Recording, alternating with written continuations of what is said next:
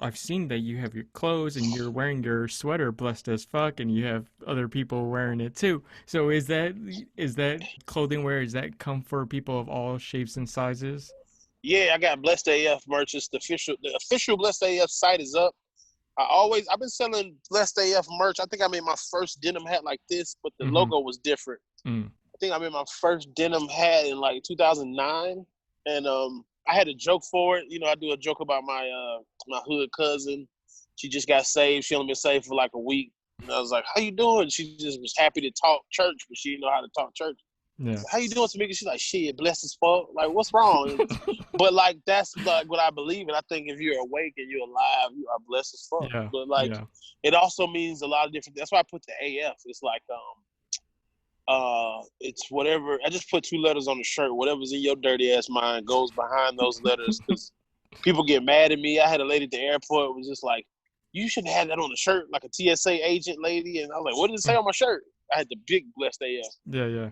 She was like, "You know what that means?" I was like, "What you mean, blessed and favored?" And she was like, her face fell in the security bin, Oh. and I pushed the face through the security bin, like, "Get your face on the other side."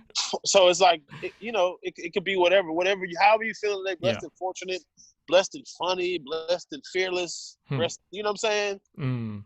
It's just, it's just a cool way to believe. That's what I believe in. It's like we got it all figured out if you wake up, because it's people, especially now, because Yeah.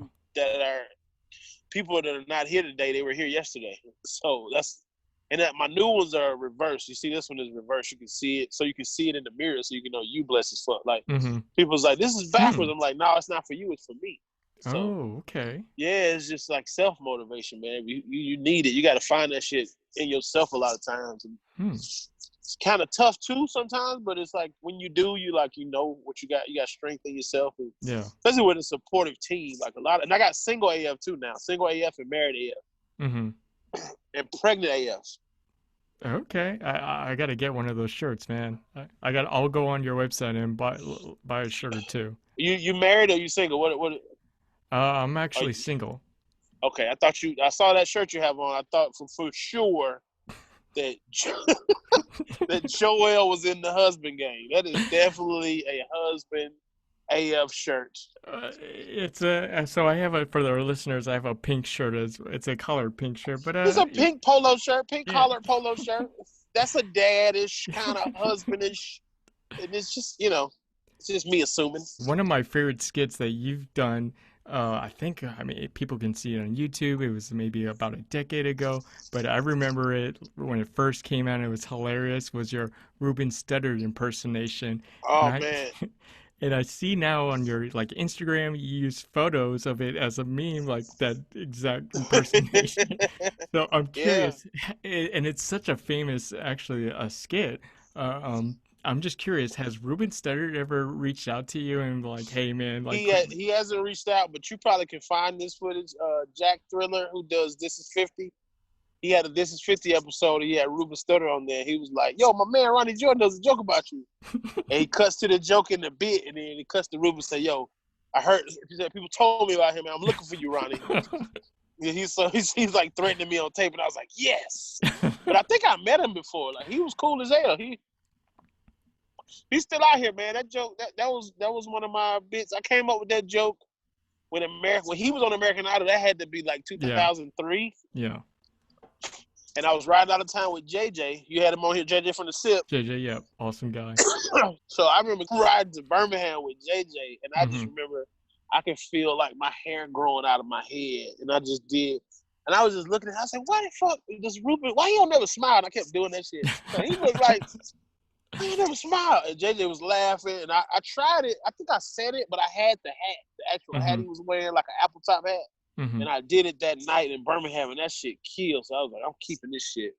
But I did it up until like I did it for a while, but it was like, yeah, times passed, and people didn't know who Ruben was. Like, I do a lot of college Yeah. shows, so I have to. But people ask for it, so I do it sometimes. So, but I changed the Ruben joke. I put a headband on and pushed it all the way back, and now it's LeBron James. So Oh just think man. about the Ruben joke. Just think about the Ruben. See, look, hold on. Let me take off my hat. Uh, This is This is hold on. You can put this on your IG. This is Ruben. Ruben is hats. This is Ruben smile, and this is hat, and this is LeBron. Yeah, it was funny too, man. You're hilarious all around. But you, I mean, I follow you also on Instagram, and besides your stand-up, even your Instagram postings are hilarious, man. You and Marvin Hunter are like always posting stuff that I'm always keeping out for because it just cracks me up throughout the day, man. I'm always looking forward to you guys' postings. But I know that what you've done before is, that you're working on is that you actually help comedians who are primarily like for working on social media to you help them develop their stand up, and in return they help you with with your social media. So what made you want to start doing that? It started with Mr. Bankshot, Mr. _Bankshot, funny as shit, a lot of followers, man. And I think either a college promoter that I know was looking for him or some kind of way, and then I think he reached out and was like, "Man, I'm in Atlanta now. Can I get some pointers on stand up and shit?" And I was like, "Yes, can I get some pointers on this fucking Instagram shit? Yeah. I don't know what to do." So we kind of just went over there, and I went over there and shot some skits with him and his girl, man, and just kind of got cool. And he just ran the whole game down to me, and I just got to just sometimes being around somebody, you get to see them working. That's like going to class. So I just watched him set up his shots, have like a fucking damn near storyboard already. He had the shots in his head.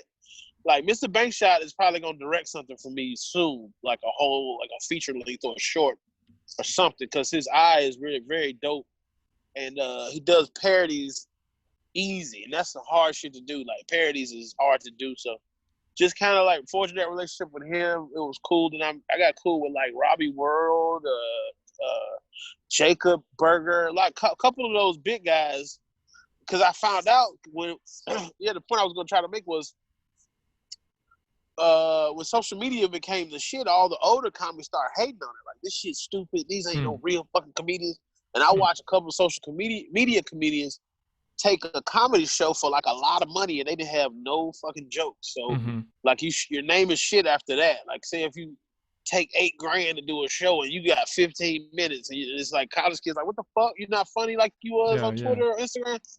So I just saw that, and I was just like, man, whatever I can learn, or because I know knowing yourself is everything. I just know my gift is kind of like, I've been a lot of places that people are trying to go, like not colleges and just different crowds. And now just sharing information is like, has always been beneficial, man, because it's like, why hold on to the shit? And then you just create just good friendships and network. So your network is going to be your value to me. That's what I always do. And I'm valuable because of my information, but then I'm funny. But people are always going to want to work with nice people. That's very admirable of you to, learn something that you're not used to. I mean, coming from doing stand-up and then working on your social media game. So from what I understand, you always are finding ways to help better yourself, and you're always studying different ways. So, I mean, I think I've heard that you've even studied the comedian Bruce. That's someone you really followed and studied a lot to help you on your material. So what did you learn about him that really helped you with your stuff? Well, Bruce was more like one of my favorite comics when I was growing up, watching Comic View, with just his swag and just the confidence of this big motherfucker up here with a fresh ass outfit on, his hair laid, and he looking like I could take your bitch. Like, and frankly, just put it frankly in terms of how I saw it in 1996 or whatever. I was in like probably 10th, 11th grade. Yeah. And just seeing him on Comic View with that, he just had that player, and it was Atlanta. And I didn't even realize it was Atlanta till later.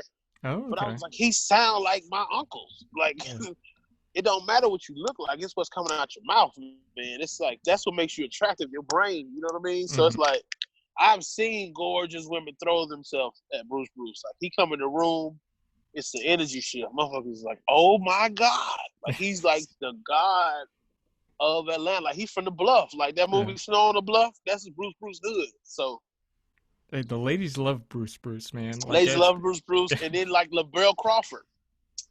He's just funny. I've never seen Lavell do the same joke ever. And I've seen him years. Never seen him do the same set twice. Mm-hmm. Funny wow. as shit. Yeah, but my material is more like it's just evolving as I'm growing, man. I'm becoming a father. I was a kid when I started. I was in college. I was a college dropout, just going to do this shit that I didn't know what it was going to take me to. So I just had a lot of material about the club and just kind of Mm-hmm. navigating this world being a big guy. So Yeah. it's like now it's like being a dad,